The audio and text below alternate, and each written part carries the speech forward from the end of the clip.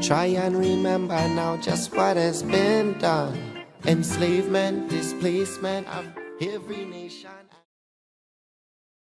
And then we call it the wrap-up smear. If you want to talk politics, you call it the wrap-up smear. You smear somebody with falsehoods and all the rest, and then you merchandise it. And then you write it, and they'll say, see, it's reported in the press that this, and this. So they have that validation that the press reported the smear, and then it's called the wrap-up smear. Now I'm going to merchandise the press's report on the smear that we made. And it's a tactic, and it's self-evident.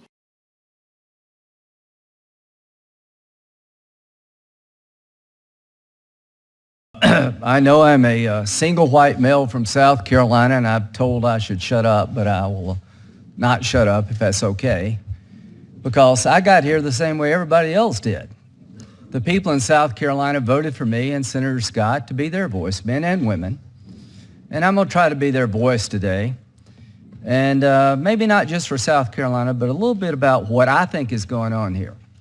Joe Biden, I can't believe we're saying this on our side. Listen to Joe. But Joe was right a lot. Joe Biden's a unique guy. If you had one last conversation before you die, you'd want to have it with Joe. You'd be around for a while. He's a decent guy. If he runs for president, he'd be hard to beat. He came to Senator Thurman's funeral and gave a long eulogy. And I asked him, Joe, I said, that was incredible. This can't help you in Delaware. He said, I just like the old guy. I didn't agree with him, and I didn't like some of the things he did in his life, but when I was down and out, he was there for me. And to my colleagues on the other side, this will end, and we'll see what we do next. I hope we can muster the ability to move forward, but some observations about where we find ourselves and how we got here. I wrote a book, and I think Senator Blumenthal is the only person I know that actually read it. It was online. I ran for president, and I got 1%, so I had my time to be president. Didn't go very far, and I lost. I didn't think Trump would win. I ran out of adjectives to describe about how I felt about his campaign. Well, he won and I lost, and he's president. And I'll try to help him where I can and say no when I must, and the election's over for me. I would like to tell him that you had a choice to make for the Supreme Court vacancy of Justice Kennedy. I think you did a good job, Mr. President. For somebody who's supposedly crazy and there's chaos everywhere, he did a good job here. Now, why difference between Gorsuch and Kennedy? Gorsuch and Kavanaugh. It's the Kennedy seat. If you don't get that, you're not paying much attention. Gorsuch is a even swap for Scalia. But this is high-stakes stuff, right?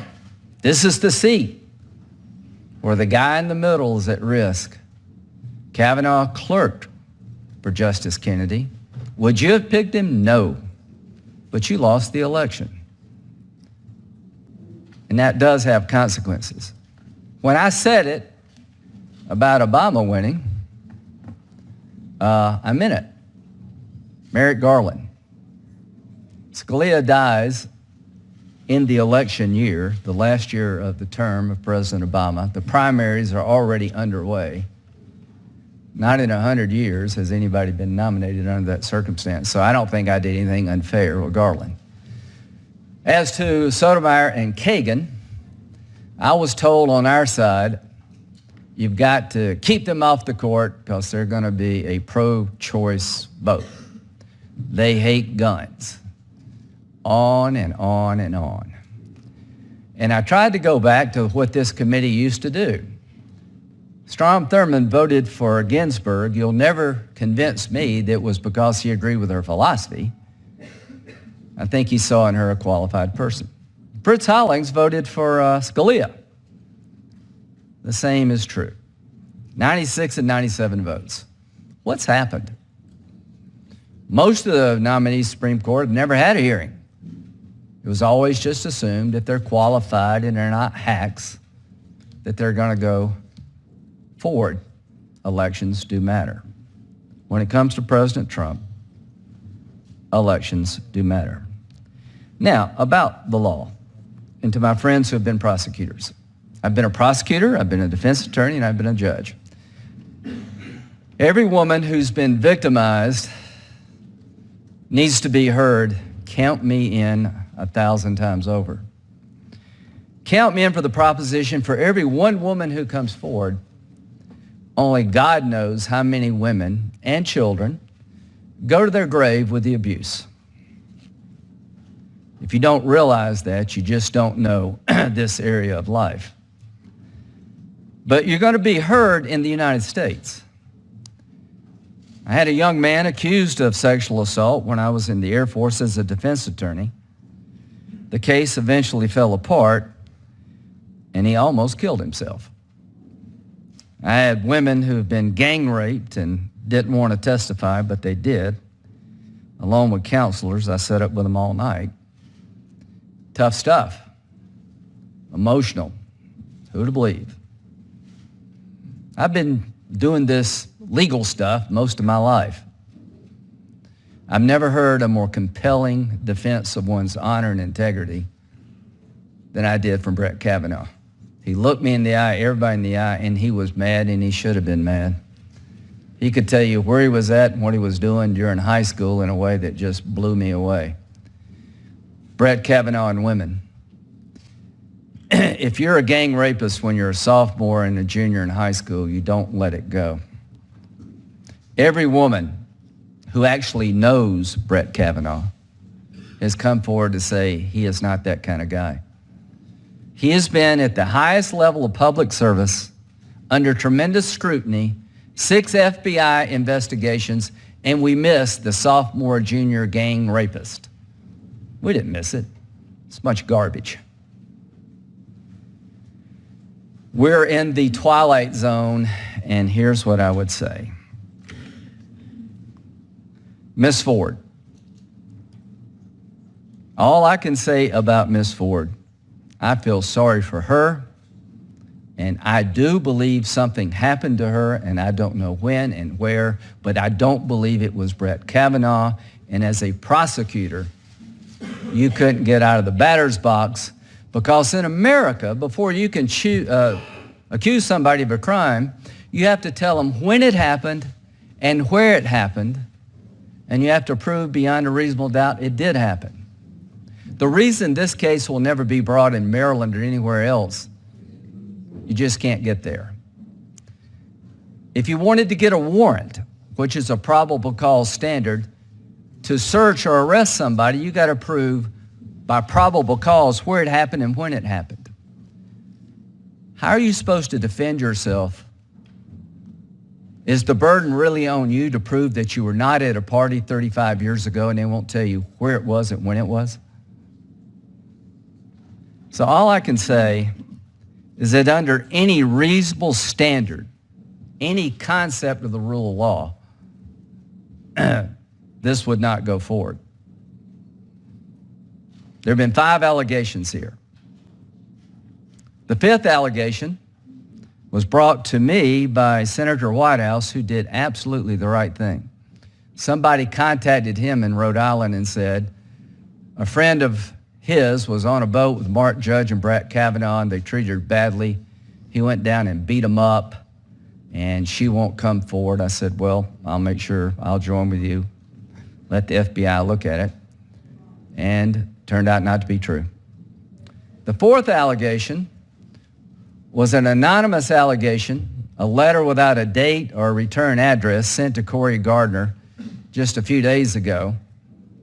And he turned it over to the committee, and somebody on that side leaked it to NBC News, and it made it on the news, the 4th allegation.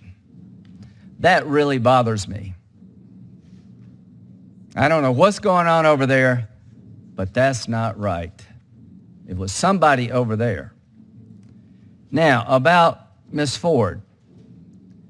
I feel really bad that she wanted to remain anonymous and could not. The one thing I know for sure is that Dianne Feinstein would not do this and did not do this. But I know for sure somebody did. It wasn't chatter from a friend. 3 groups had this letter that was requested to be anonymous. Dianne Feinstein and her staff, the Congresswoman from California and her staff, and the lawyers. Somebody betrayed her trust, and if you can't figure out why, you shouldn't be driving.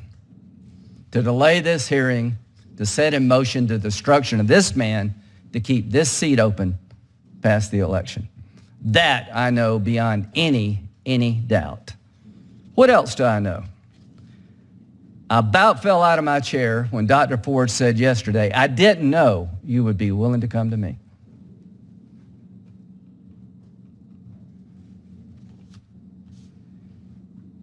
The email interactions between this committee and her lawyers, my staff would still welcome the opportunity to speak with Dr. Ford at any time and any place convenient to her. Come to us or we to you. I'm willing to have my staff travel to Dr. Ford in California or anywhere else to obtain her testimony, September the 19th. Well, that wouldn't fit in the plan. It wouldn't be public, and it would get over with sooner than people wanted. I don't know what to believe, but I tend to believe that Dr. Ford did not know about this invitation. And I've been a lawyer most of my adult life, and somebody needs to ask the question to her lawyers, how could she not know about this? Are you beginning to understand what's been going on for a very long time in this case? It's not that hard to figure out. So if this is the new standard, the accusation proves itself to those who want to ask questions. You hate women. God help us all. If the new standard for the committee is that there is no presumption of anything, that you have to prove why somebody would accuse you, not just say, I didn't do it and here's why I didn't do it, but you got to prove the motives of your accuser. God help us all. The Avenatti moment tells you what's going to happen if we keep this farce going. Plenty of time, plenty of opportunities to get to the truth. This has never been about the truth. This has been about delay and destruction. And if we reward this, it is the end of good people wanting to be judges. It is the end of any concept of the rule of law. It's the beginning of a process that will tear this country apart. And if I am chairman next year, if we keep the majority and Senator Grassley moves over, and I hope he doesn't because I think he's done a great job, I'm going to remember this. There's the process before Kavanaugh and the process after Kavanaugh. If you want to vet the nominee, you can. If you want to delay things for the next election, you will not.